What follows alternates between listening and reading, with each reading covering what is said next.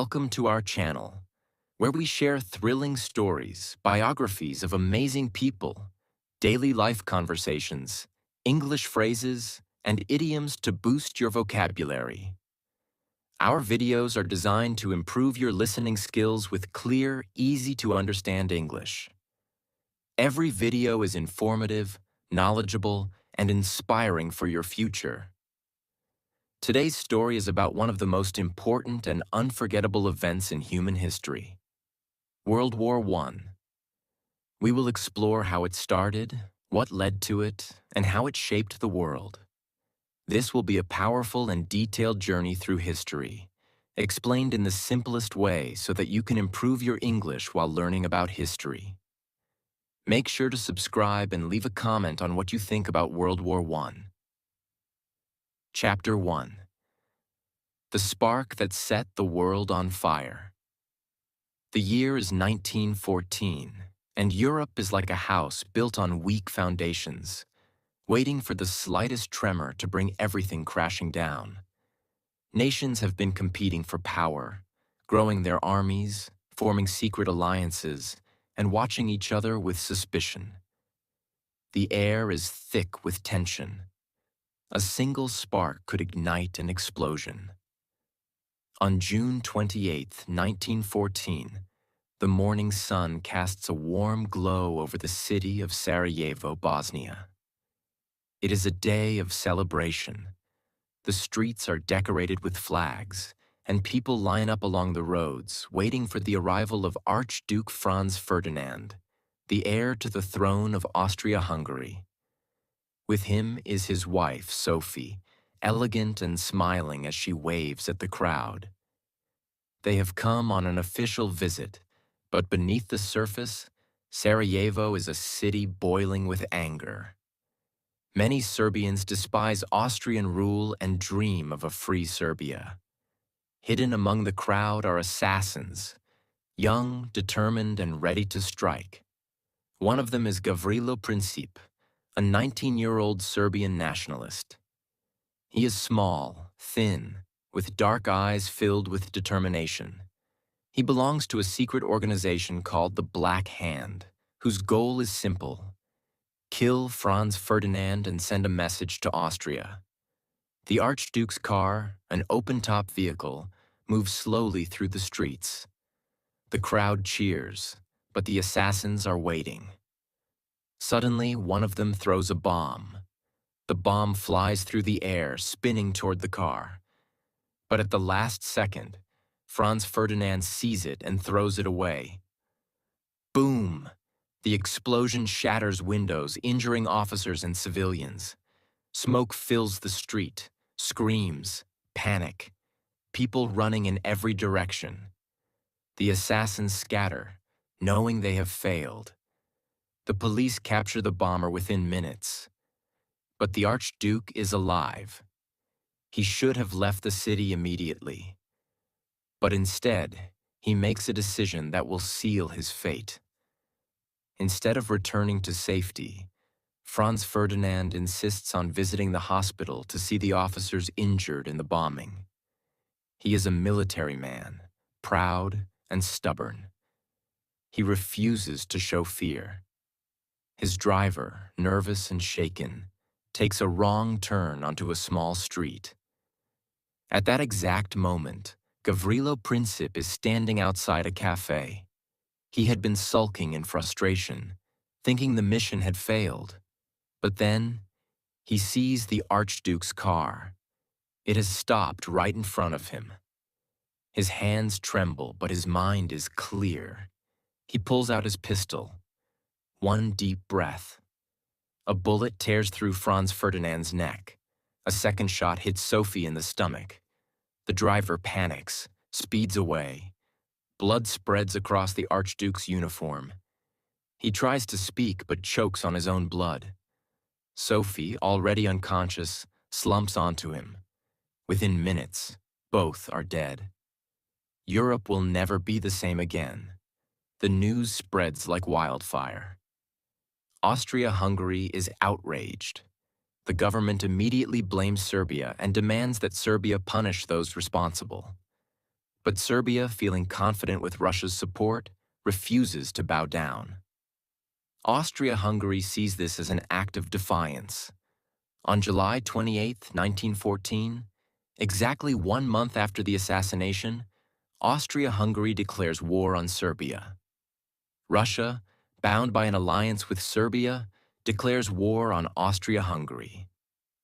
The dominoes begin to fall. Germany, Austria-Hungary's closest ally, declares war on Russia. France, Russia's ally, declares war on Germany. Germany, eager to strike first, invades Belgium to attack France. Britain, protecting Belgium, declares war on Germany. Within a single week, all of Europe is at war.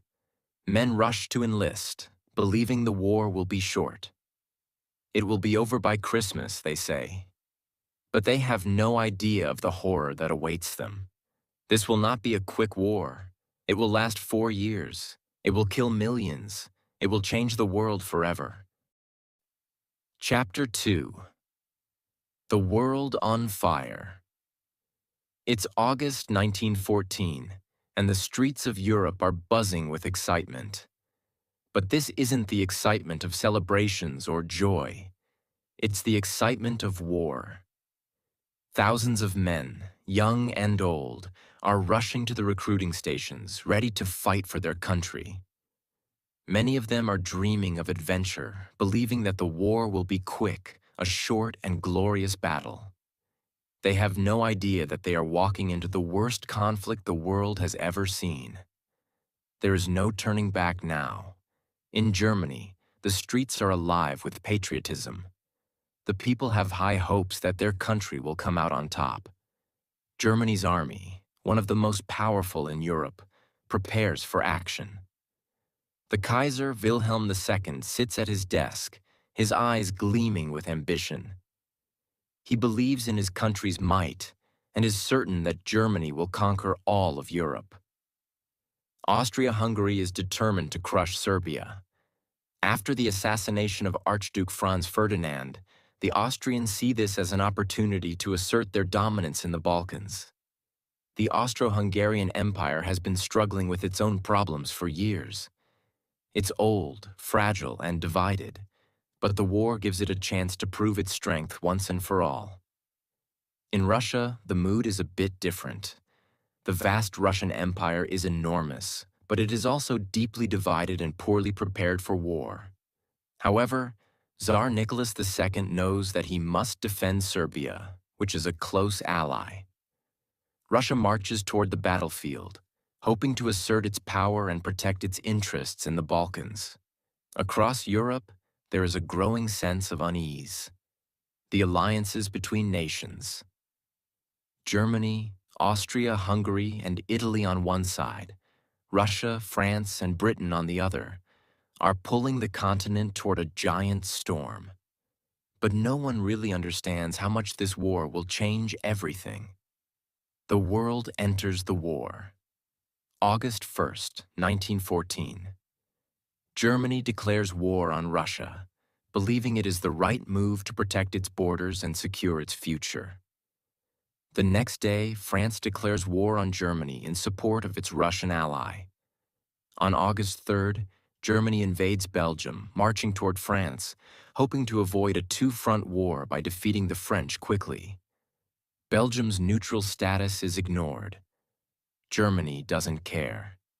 The Belgian army fights bravely, but they are overwhelmed. Thousands of civilians flee in terror as German soldiers march through their towns, burning villages and taking control of cities. Belgium's capital, Brussels, falls under German occupation. The world watches in horror. The brutality of the invasion shocks everyone. But it also has a ripple effect. Britain, who had promised to protect Belgium's neutrality, declares war on Germany on August 4th, 1914. Now, it's no longer just a few countries involved. The entire continent is in flames. As the war stretches on, something unexpected happens. Instead of quick, decisive battles, the war turns into a grinding, slow battle of attrition. Both sides dig in and begin to build trenches, deep, muddy, rat-infested holes in the ground where soldiers live, fight, and die. This is where the war truly starts to change.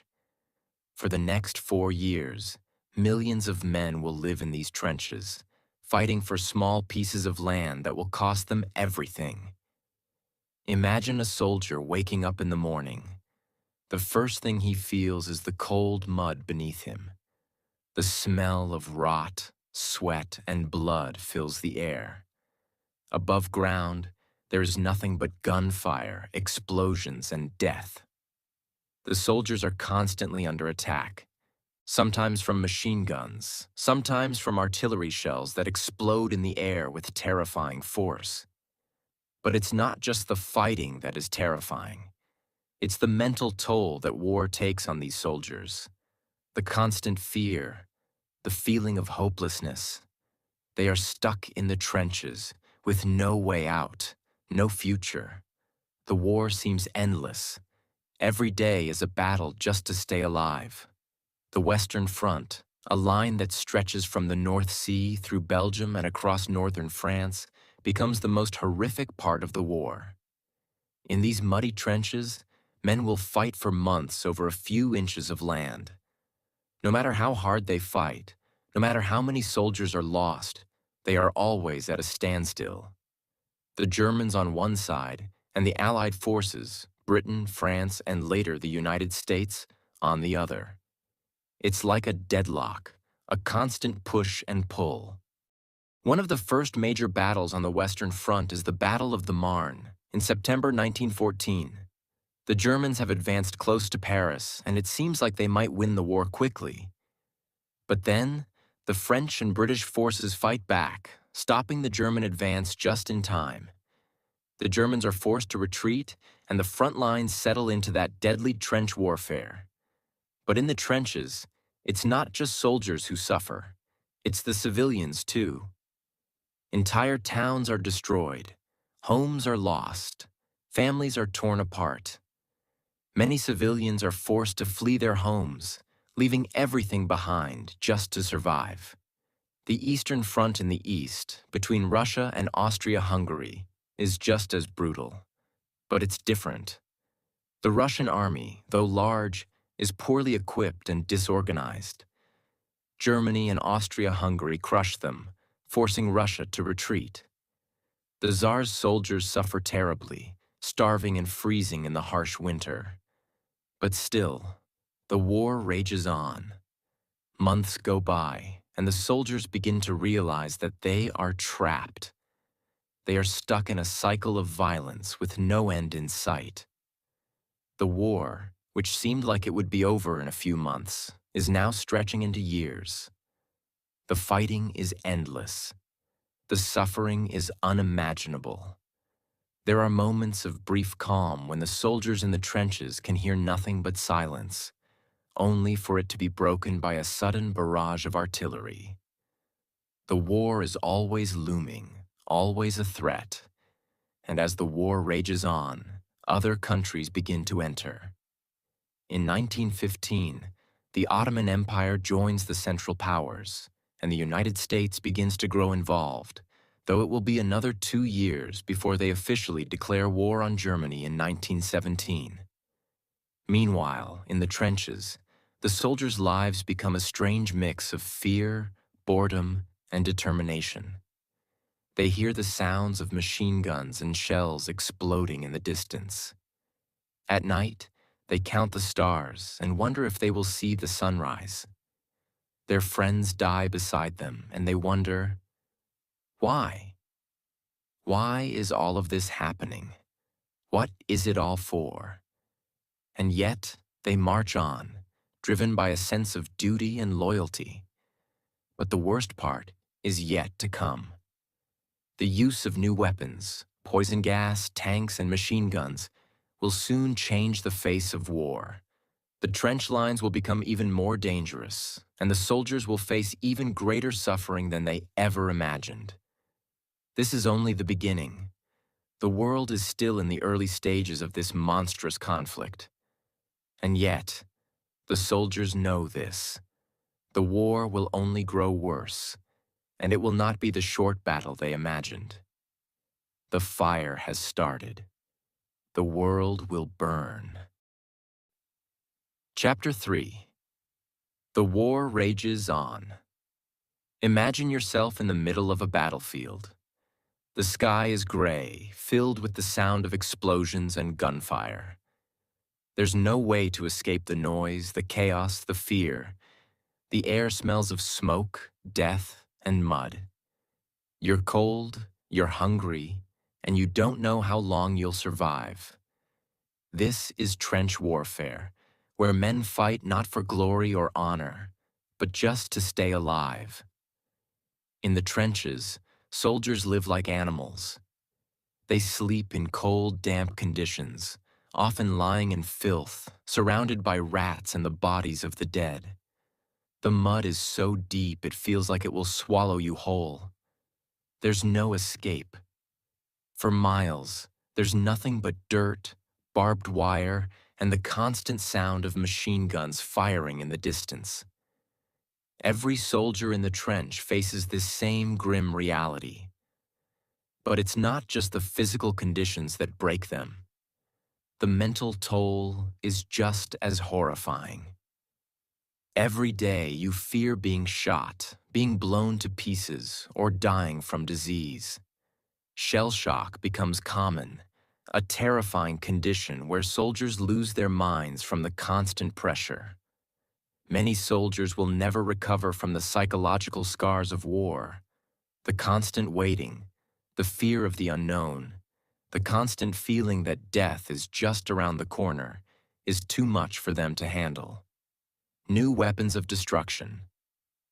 In the trenches, the soldiers face not only bullets and shrapnel, but also new, deadly weapons that change the way wars are fought.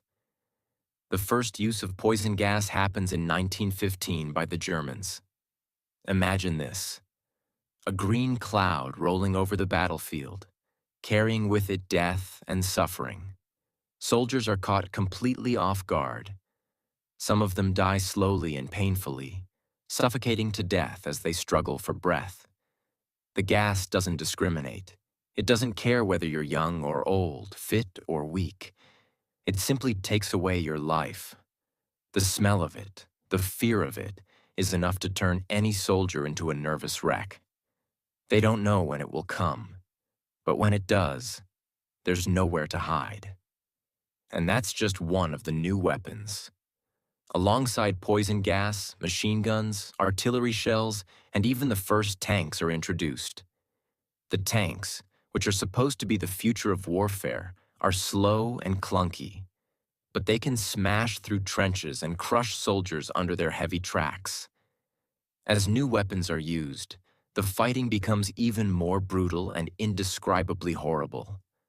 Soldiers who once thought the war would be over soon, perhaps with a quick victory, now realize that this is something completely different. This is no longer about glory. It's about survival. Now let's talk about one of the most brutal and infamous battles of World War I, the Battle of Verdun, which begins in February 1916. The French know that Verdun is crucial. It's a symbol of French strength, and if they lose it, it would be a devastating blow to their pride and their morale. The Germans, under General Erich von Falkenhayn, have a different plan. They want to bleed the French army dry. The idea is simple: to inflict so many casualties on the French that they'll be forced to surrender. They believe that France will fight to the last man to protect Verdun. And they're right. The battle rages for nearly 10 months with unimaginable casualties. Every inch of land is fought over. Soldiers are so close to each other that they can smell the enemy's sweat, hear their voices, and see the terror in their eyes. The fighting is so intense that every day feels like an eternity. There are constant bombardments, and soldiers are forced to take cover in the deep, damp bunkers. The French are fighting for their homeland, and they refuse to back down. But the Germans are just as determined. Thousands of men die each day. The smell of death fills the air. At the end of Verdun, the French have lost 300,000 men, and the Germans have lost nearly the same number. And for what? Nothing. The front lines don't move. The soldiers are no closer to victory than they were before the battle began. As the battlefields of World War I grow more brutal, the nature of warfare itself begins to change. This is no longer a war of glorious charges and bravery on horseback. This is a war of technology, of machines, and of death from a distance. The soldiers who fought in this war are no longer fighting face to face. They are fighting in trenches, behind barbed wire, and using weapons of mass destruction. But what's even more heartbreaking is that entire generations of men are being lost in this war. Young men, many of them still boys at heart, are sent off to die in a foreign land, never to return home. These men are fighting not for freedom or honor, but because they've been told that it's their duty. They fight not for a cause they believe in, but because they have no choice. For the families at home, the war becomes an endless wait. Mothers, wives, and children wait for letters from the front, hoping that their loved ones are still alive. They cling to every word, reading them over and over, hoping to catch some hint that their soldier is safe. But for many families, these letters stop coming. They receive only the dreaded news of death. In the quiet of the night, as they sit by the fire, they know that their world has changed forever. They know that the son, the husband, the brother they once knew may never come home. The war spreads. New fronts open. Meanwhile, the war is spreading beyond Europe. In 1915, the Ottoman Empire joins the Central Powers and opens up a new front in the Middle East. The Gallipoli campaign is a disastrous failure for the Allies, with thousands of men losing their lives for little gain. The Ottoman soldiers, like the European forces, fight bravely and fiercely. But the fighting in this region is just as brutal and deadly as it is in Europe. In Africa, the war is fought on a different scale. Here, the Allied forces fight the Germans over colonies and territories, with native soldiers fighting in battles they don't fully understand. They fight for countries that aren't their own, and they fight against enemies they've never met. But still, they fight because war has become a reality for everyone, no matter where they are in the world. Chapter 4. The Turning Tide of the War.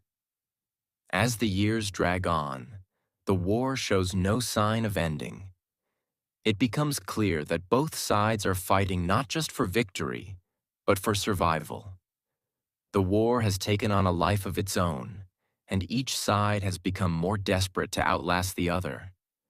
The fighting has become endless. It feels as though there will be no end to the suffering. The French, the British, the Germans, all of them are drained. They've lost millions of soldiers, families have been torn apart, and there's no clear winner in sight. Imagine being in a trench, facing the same enemy day after day. The same endless bombardments, the same horrifying screams, the same mounds of bodies. You begin to wonder if there's anything worth fighting for anymore. But despite all of this, the soldiers continue to fight, not for glory, but because they must. By 1917, the situation is desperate for the Allies. The Central Powers, led by Germany, are pushing hard, and the Allied forces are running out of strength. The French soldiers have fought tirelessly for years, but they're exhausted, both physically and mentally. The British forces are also struggling, and the United States has just entered the war, bringing hope but also new challenges. It's in the year 1917 that a new sense of urgency begins to spread. The Allies know they need to win, and they need to win soon, before the Germans completely break them. The German army, too, is starting to show signs of wear. The soldiers are tired, they're hungry, they're starting to lose hope. The shocks of war have left their mark on everyone, and the Germans know that they are fighting on the brink of collapse. The United States enters the war. Then, in April 1917, something incredible happens. The United States enters the war. President Woodrow Wilson declares war on Germany, and it is like a spark that ignites a wildfire. The American soldiers bring a fresh energy, new resources, and a massive supply of men to the battle. Suddenly, the Allies have a new force behind them, and the Germans realize they are facing an enemy they cannot defeat alone. The arrival of the United States is like a breath of life for the Allies. The soldiers, who have fought for so long, are given renewed strength. The American soldiers don't know the full horror of the war they are entering, but they are full of patriotism and a desire to help their allies. Their numbers are overwhelming, and with them comes technology and modern tactics that will change the course of the war. The Allies' great offensive begins in 1918. With the help of fresh American troops, the British and the French launch a massive counterattack. This is no longer a battle of attrition. This is a decisive move, a last-ditch effort to break the Germans. The Allied forces push through the German lines with an intensity they have never had before. For the first time in years, they begin to make real gains. The Germans, who had once been confident in their victory, are now reeling. The strength of the United States, combined with the sheer determination of the French and British, is too much for the Central Powers.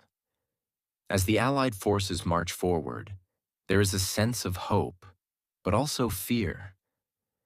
Everyone knows this could be the end of the war, but no one knows how many more lives will be lost before it's over. The Germans, fighting in trenches, are pushed further and further back.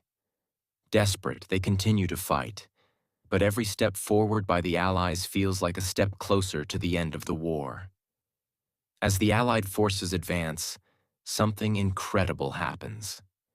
The Central Powers begin to collapse. The Austro-Hungarian Empire, one of the main members of the Central Powers, begins to disintegrate.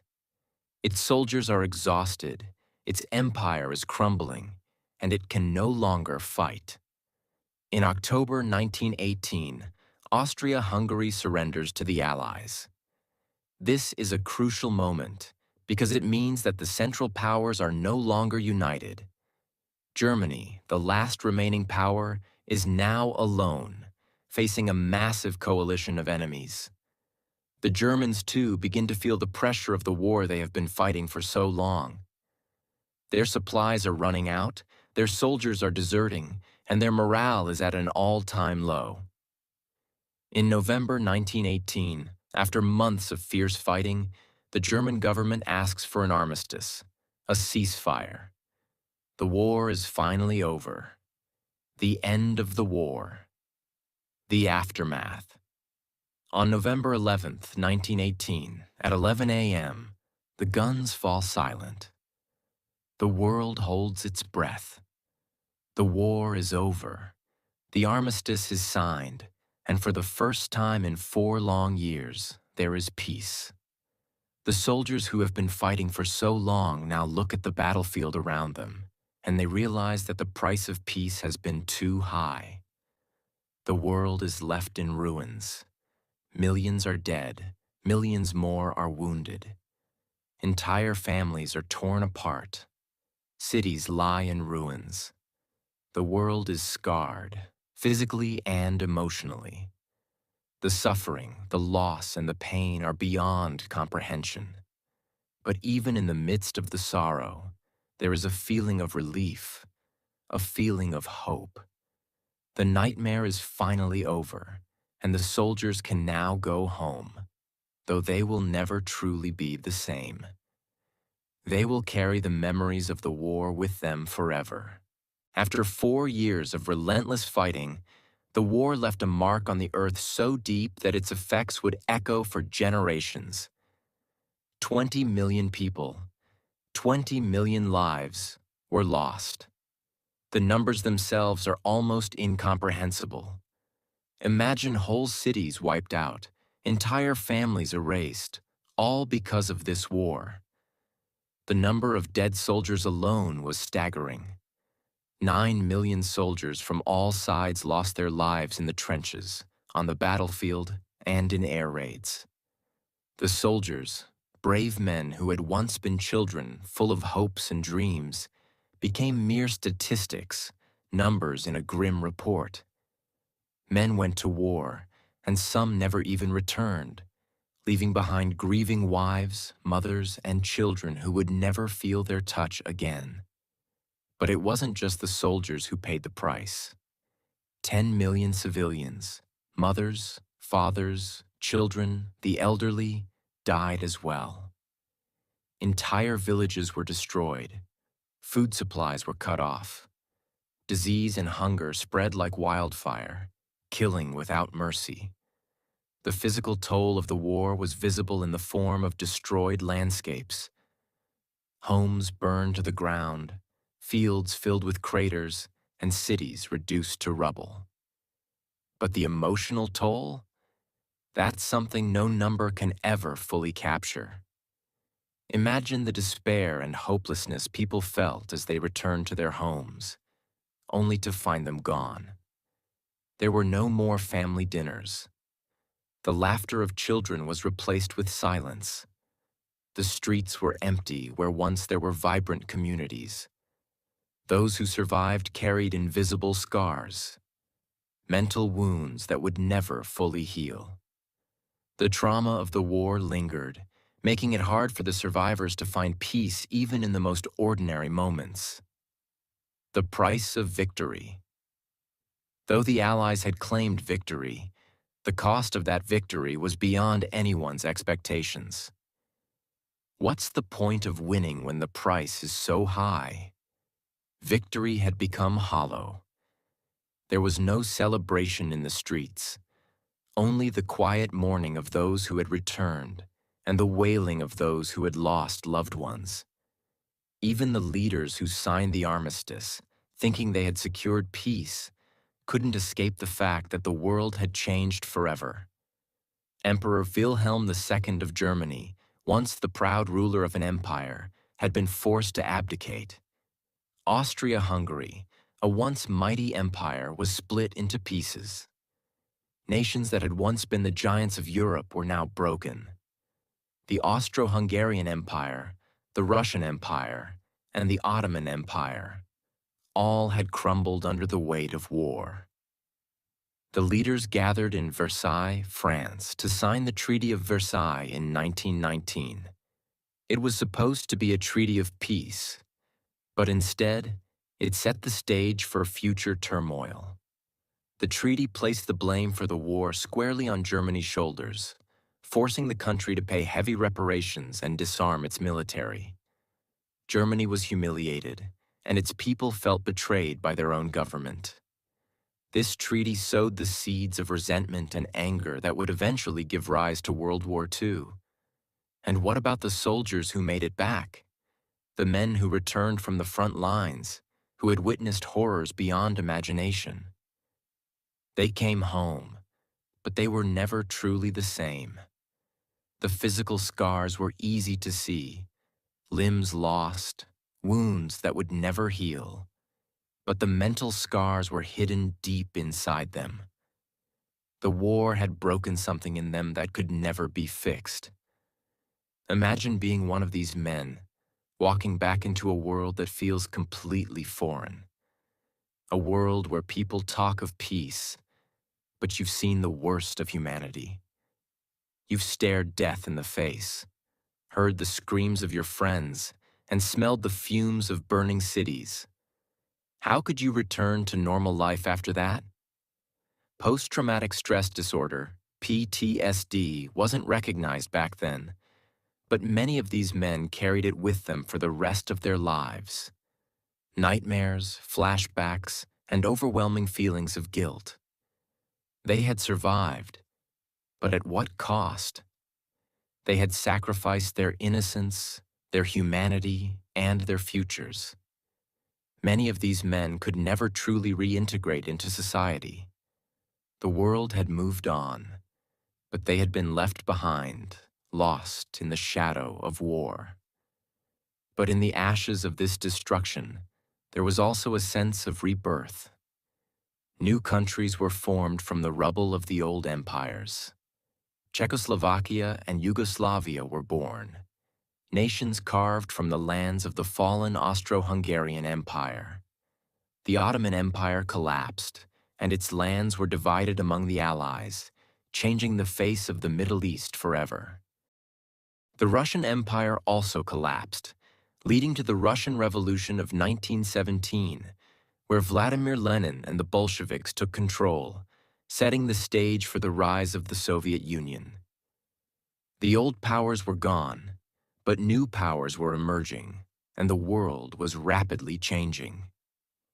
For many, this was a time of hope, a time when people believed they could build a better world.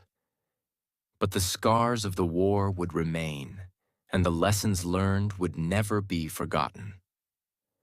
As the survivors picked up the pieces of their shattered lives, they also carried the memory of the war with them, hoping to never see anything like it again. Today, when we think about World War I, we don't just think about the battles, the weapons, and the politics. We think about the lives lost, the dreams shattered, and the families destroyed. We think about the soldiers who went to war, not knowing they would never return. We think about the survivors who came home, only to find that their home was no longer the same. Every memorial, every grave, every poignant symbol, they remind us of what happened. The war may be over, but its legacy lives on. The soldiers who died are not just numbers. They are fathers, sons, brothers, friends. We must never forget them. And as we reflect on the war, we realize that the true lesson is not just about the horrors of war, but about the importance of peace. We must honor the memories of those who fought and died by ensuring that their sacrifices were not in vain. We must work to create a world where such a catastrophe never happens again. The fire of this war still burns in our hearts today. The lessons we learned about the consequences of unchecked nationalism, about the horrors of warfare, and about the power of resilience are lessons we must carry with us forever. The world has changed, but we must remember. The pain and loss of World War I should never be forgotten. It is a part of our history, and it is a reminder that peace must never be taken for granted. And so, the story of World War I ends, but its echoes will never fade. It is a story that will continue to teach us, to remind us, and to shape our future.